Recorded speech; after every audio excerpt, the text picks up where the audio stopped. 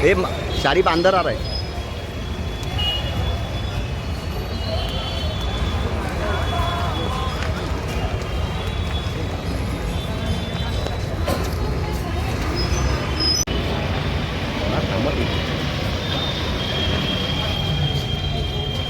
हे पुढे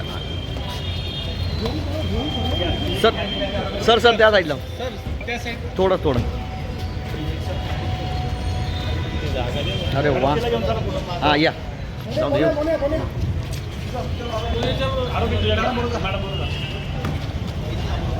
थोडं वरती घे बस।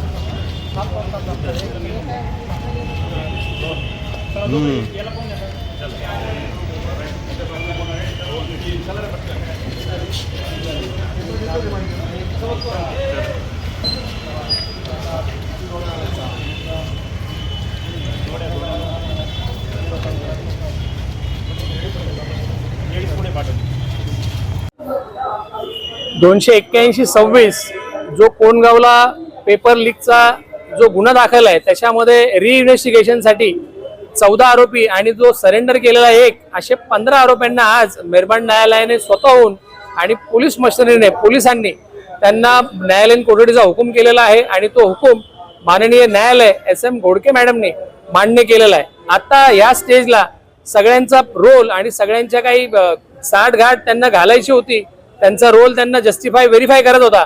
त्यासाठी पोलिसांना बऱ्याचशा प्रमाणात जवळजवळ 15 ते 20 दिवसाचा आणि हा जो गुन्हा आहे हा महिनाभरापासून चालला होता, त्याच्यामध्ये प्रत्येकाचा रोल व्हेरीफाय जस्टिफाय करण्यात आलेला आहे।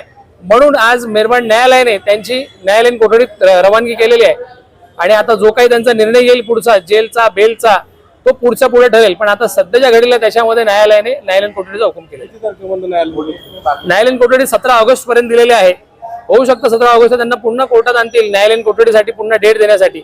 पण आता इथून पुढे हा जो तपास आहे हा प्रत्येकाचा व्हेरीफाय जस्टिफाय केल्यानंतर न्यायालयाने त्यांना परमनंट न्यायालयीन कोठडी दिलेली आहे। त्याच्यानंतर त्यांचा बेलचा प्रोसिजर चालू होईल।